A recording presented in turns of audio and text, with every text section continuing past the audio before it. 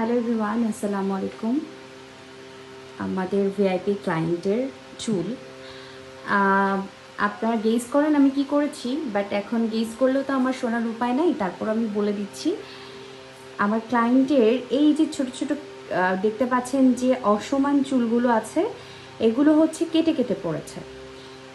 কেটে কেটে পড়ার কারণ হচ্ছে কোথাও একটা রিবন্ডিং করার কারণে চুলটাতে সুন্দর করে রিবন্ডিং মেডিসিনটা বসাতে পারেনি, এবং ফ্রন্ট সাইডে রিবন্ডিংয়ের কাজটাও খুব একটা ভালো করতে পারেনি। তো তার কারণে হয়েছে কি, মেডিসিনটা চুলে বিক্রিয়া করেছে।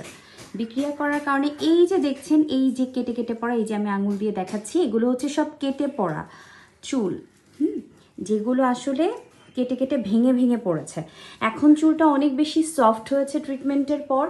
এই সফটের কারণে চুলটা এই ভেঙে যাওয়া মুখগুলো একটু মোলায়েম হয়েছে বলে আপনারা বুঝতে পারছেন না, কিন্তু রাফনেস এবং চুলকে মনে হচ্ছিল যে সামান্য কটা চুল, মানে চুলের যে এখন যে ঘনত্ব বা টেক্সচার দেখতে পাচ্ছেন, এই টেক্সচারটা ট্রিটমেন্টের পর এসছে, এবং এটি হচ্ছে রিপেয়ার ট্রিটমেন্ট করা হয়েছে, এবং এই শাইনটা এসছে। এটা রিবন্ডিংয়ের এখানে একটা ভাঁজ ছিল, আমি বিফোর করতে ভুলে গেছি, বাট আমার ক্লায়েন্টের সামনে আমি বলছি এখানে একটা ভাঁজ ছিল, কোনো রকম সামনে একদমই রিবন্ডিং হয় নাই। তারপরও আমি ক্লায়েন্টকে বলে দিয়েছিলাম যে ফ্রন্টে স্ট্রেটনিং আসবে না, তারপরও আলহামদুলিল্লাহ এসেছে, 90% এসেছে, 100% আসেনি।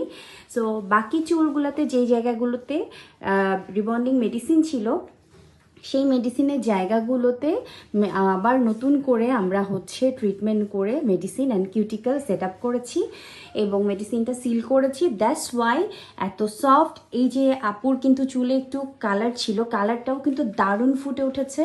আপু কিন্তু এটা বাসায় বসে কালার করেছে, আপুর হিস্টোরি শুনছিলাম।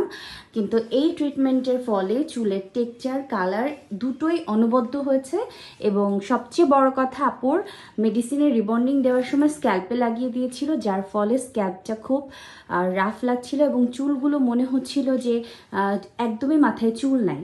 সো এটার থেকে আমরা রিকভার করেছি। আপু এটা সত্য তো? মিথ্যা বলছি না তো? না না আপু, একদম সত্য।